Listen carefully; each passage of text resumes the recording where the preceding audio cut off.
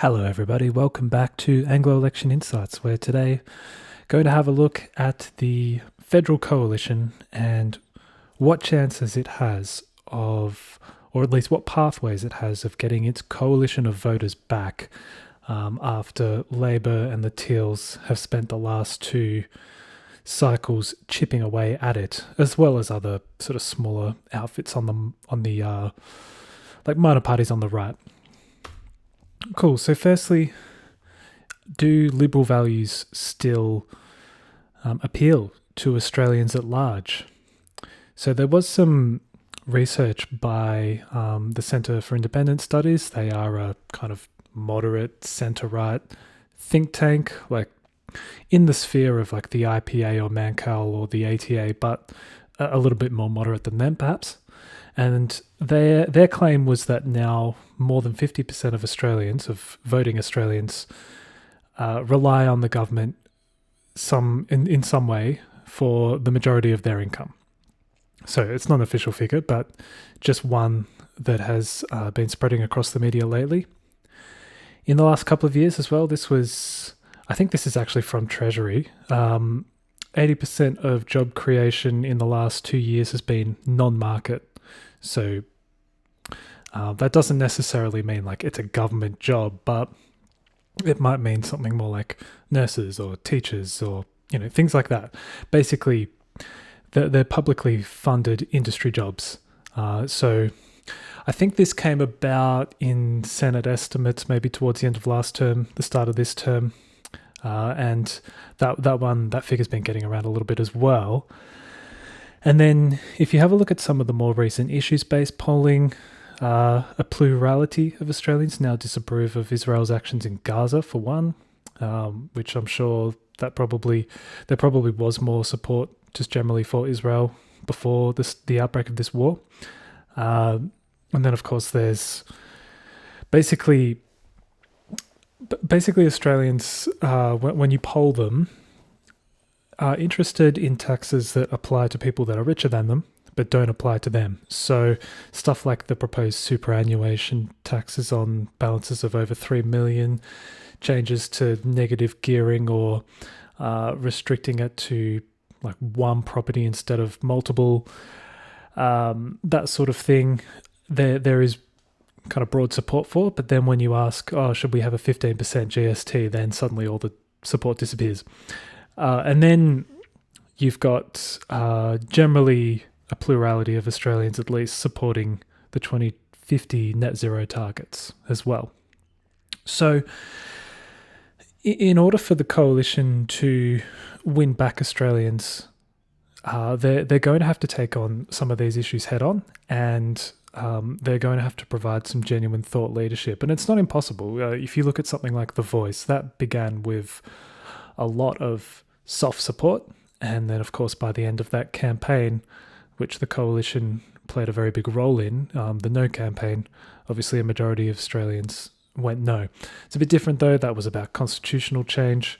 But still, thought leadership can obviously play a big role in changing public opinion.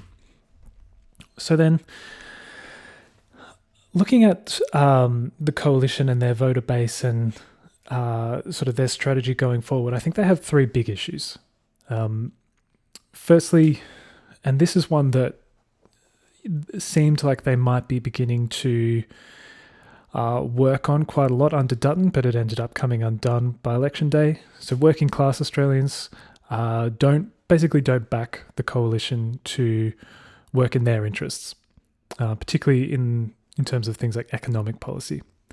The second one is that your big diaspora communities, particularly the South Asian and the Chinese Australian communities, are increasingly leaving the coalition, even though they themselves are probably more open to some of these kind of small business liberal values.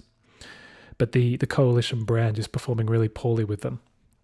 And then across the states of WA and South Australia, where there are, nearly a dozen seats that would ordinarily be winnable for the coalition in a decent electoral cycle, they're basically all off the table because the Labor brand's doing so strongly at the state and now also the federal level in those two states.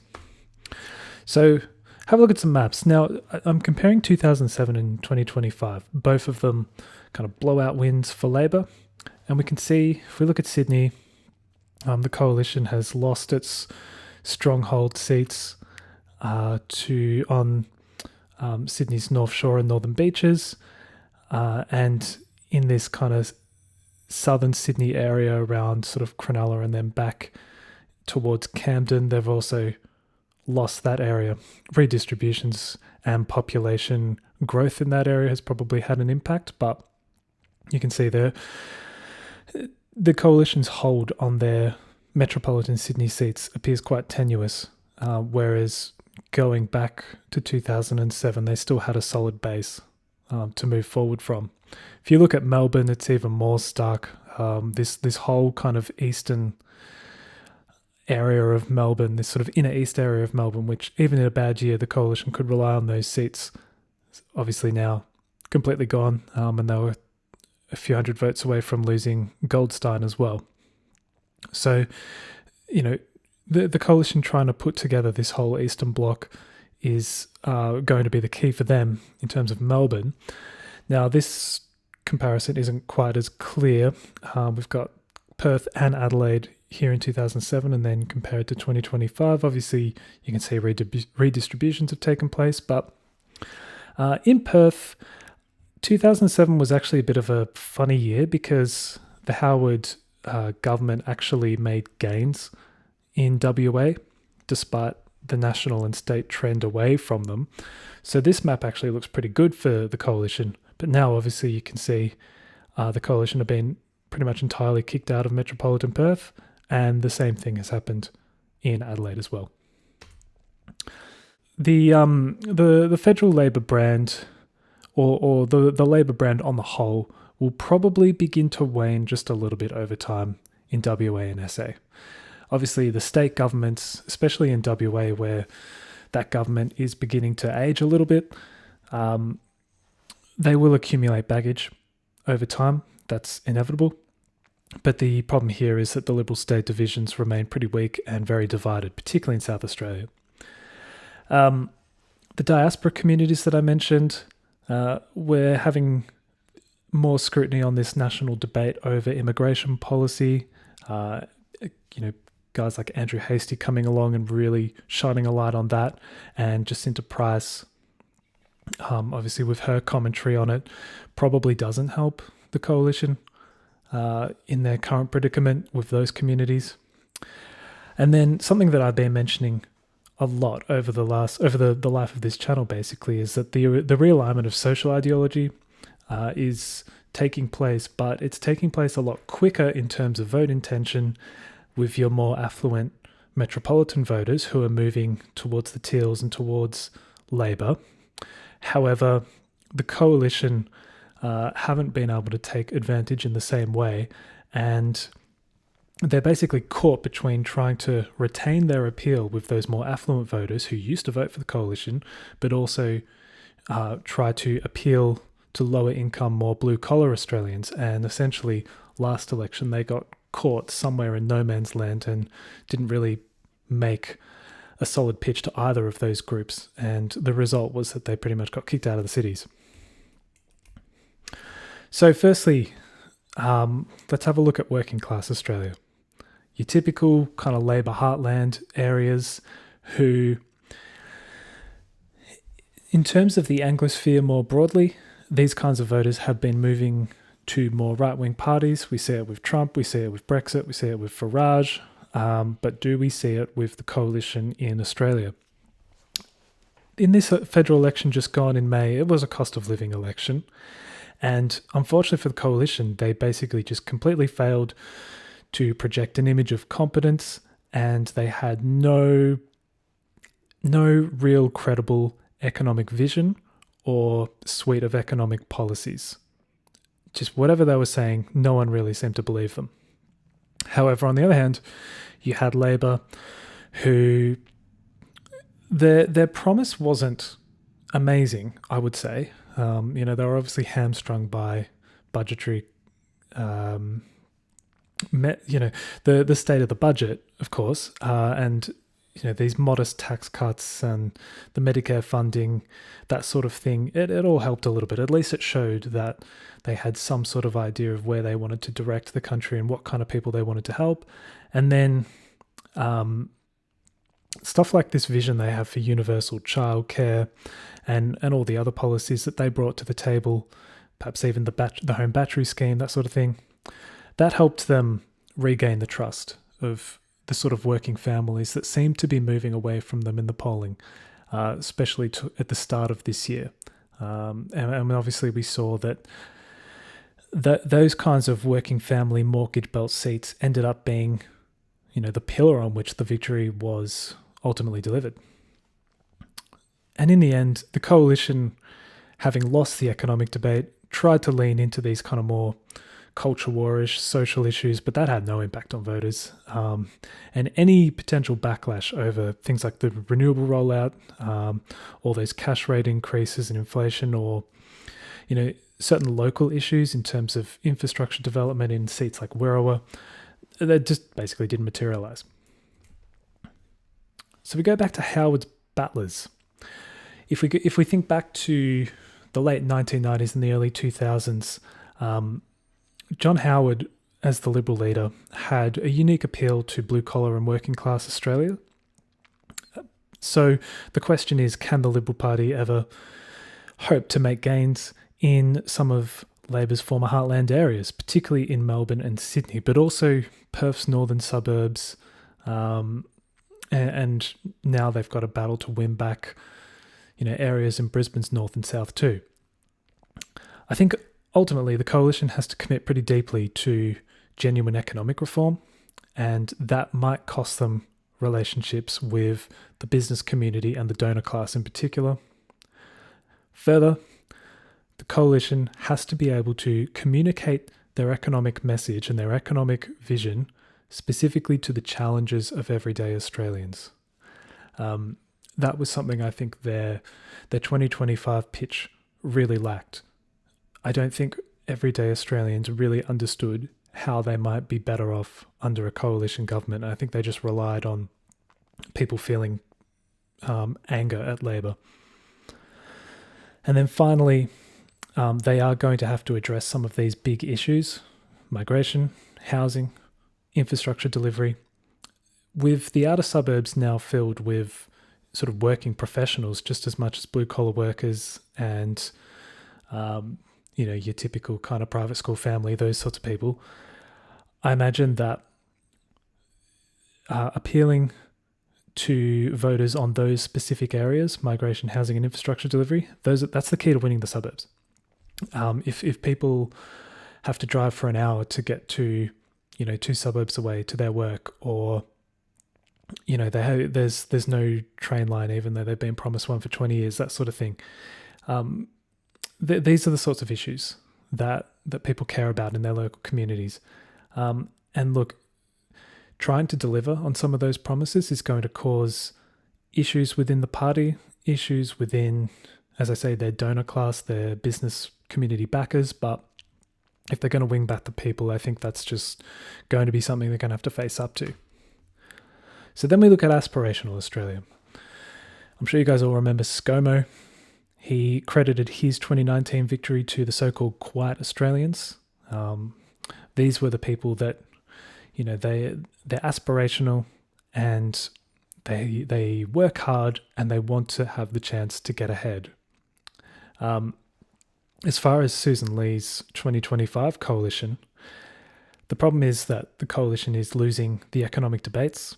As we saw with some of that issues polling, Australians are now, at least when you look at that polling, they are more in favour of taxing higher earners and asset owners, and lessening the tax base in terms of, your average working Australian with something like a broader GST. And also, and this is the big one, is that those so-called quiet Australians are becoming more and more diverse in terms of, culturally and ethnicity. So a lot of, and I don't want to try and paint particular communities a particular way, because obviously they're all made up of individuals, of course, but a lot of Indian Australians and a lot of Chinese-born Australians are that sort of quite Australian. Ultimately, they're aspirational, they're small business owners. Liberal economic policy probably appeals to them. But at the same time, they still feel a deep connection back to their homeland, and they don't really like the way the coalition talks about these communities. They don't really like the way that cultural debates are playing out on the national stage and where the coalition sort of seems to fit in with those debates. And they don't like the way ScoMo dealt with the Chinese government in particular. And furthermore, the coalition as a party and in terms of their strategic campaigning, they don't seem to have the same ability to infiltrate into these communities via, their messaging apps or their own kind of social media networks or whatever, the way Labor do. So they have a real problem engaging with these communities and communicating with them. You guys might remember Jacinta Price. Her big claim was that 85% of Indian-born Australians were voting Labor in terms of the two-party preferred.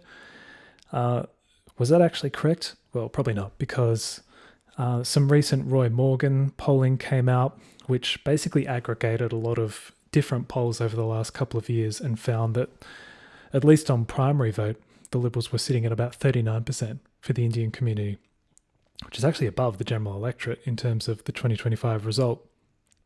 And Kos Samar has since clarified that the correct number was probably more like somewhere in the mid-60s, which I would say sounds a lot more right. And you can see that there are some figures, and I'll link that polling in the description as well. Regardless, that's 2 election cycles now where the coalition have gone backwards with Chinese Australians, and I think this particular 2025 election, they went even further backwards with South Asian diaspora communities. And obviously the third term the third election cycle hasn't got off to a good start. One potential saving grace could be that the leader has changed. As we can see here, a lot of Labor's campaigning towards these communities was linking local Liberal candidates, that is, with Peter Dutton. So even stronger candidates like Scott Young or, sitting MPs that had reasonably good relationships with these communities, such as Keith Wallahan or the guy from Banks, whose name I can't recall. They were so any personal vote or personal appeal that those MPs or candidates had with their local community was effectively overwritten by Labor's ability to link them with Peter Dutton, who they really didn't like. So I think essentially what the coalition need to do is learn how to engage properly with these communities, whether it's by recruiting the right personnel or changing their strategy and shifting the conversation away from these kinds of cultural and diplomatic conversations that Labor is able to lean into and look more at the economic vision and actually tie their brand and themselves to an economic vision that the people in these diaspora communities can actually identify with. And then, of course, we've got to address what's happening in South Australia and Western Australia, where the coalition hold absolutely no metropolitan seats now. These 2 maps show kind of like the coalition dream map for the next election cycle or 2. There was certainly some sort of halo effect where the popular state governments were able to assist the federal government. A lot of South Australian campaign material for federal Labor actually featured Peter Malinauskas, for example. But, as I mentioned earlier in the video, in WA in particular, these state Labor governments won't be that popular forever. And, I think after this 2026 election, perhaps that will be the peak of Malinauskas' popularity in South Australia as well. So federal Labor can't bank on this for every election cycle going forward, but for now, it's definitely a challenge in terms of the electoral map for the coalition to try and deal with. And then, of course, the coalition do face a threat from the right to their primary vote, and we've seen this bearing out in some of the most recent federal polling as well, where One Nation are polling into the double figures and the coalition is starting to slip below 30% primary. Some of this discourse around net zero and immigration in particular is splintering the coalition's messaging, and outfits like Advance Australia are really leaning into this heavily, and it's causing problems in terms of the deep divide within the coalition between the more conservative faction who want to lean into these issues, the more kind of populist MPs, and then you've got the moderates who are wary of trying to win back Middle Australia. And we've seen in recent weeks, Andrew Hastie has made his intentions obvious. So it's going to be interesting to see how the Liberal and National parties try to balance some of these competing interests. If we have a look at the polling, at least when I made these slides, this was the most recent polling. You can see, the coalition down at 27 in a couple of these polls, and the big thing that's happening is a lot of that vote is flowing to One Nation, whereas the ALP's primary vote is pretty similar to what they got in the election in May, but because the coalition's losing primary vote of their own, that's having a bit of an impact on the two-party preferred. And so finally, I added this slide in late because it just seems like it's the biggest story coming out of the coalition at the moment. Andrew Hastie has been very much charting his own course as the campaign review by the coalition continues to take shape and policy discussions continue to take shape. He's basically going out on his own and really trying to stake his claim on some of these big issues: immigration, net zero, housing, domestic industry, all of this stuff that I think, while he might not be striking a chord with, everyone in the electorate, at least he is talking about stuff that people do care about. He's not talking about cultural issues, particularly, at least from what I've seen. The other thing with Andrew Hastie is that he is a fresh face. He's not as kind of tainted and tarred by those ScoMo-Turnbull years. He was one of the few coalition MPs that increased his own margin in his seat of Canning, and that was against the national trend. And I noticed that he is starting to attract specific criticism from frontbench Labor MPs, which suggests that, they might be well prepared for him to become the next opposition leader, and they're quickly moving to try and discredit him. One thing that I noticed in the latest news poll and Roy Morgan state breakdowns, so these are federal polls with state breakdowns, WA actually moves against the national trend towards the coalition in both of those. Now, those are small sample sizes, it's only 2 polls, and it's not a huge movement, but you would probably expect that might continue if Hastie does indeed become the leader. So my question is, could Andrew Hastie provide that fresh direction, the fresh new face? Could he unite the base? I think he has a lot of support with the Liberal base. And could he make inroads with Labor's working class heartland? And I think that would be his pathway forward. I don't think he would be the guy to repair relationships with the diaspora communities. I don't think he's the guy who's going to win back the Teal seats, but he could be a more specific challenge to Labor with voters that were a little bit soft for Labor in 2025, but ultimately came home. But they might be looking to go elsewhere come 2028. I think that's about all today, guys. Thank you very much. Thank you for all the support that the channel's been getting lately. I will be back with a new video maybe late next week. But for now, enjoy the rest of your day. Subscribe to the channel if you haven't already and you're enjoying the content. Like the video and, of course, comment your thoughts below. I'll see you guys in the next one. Cheers.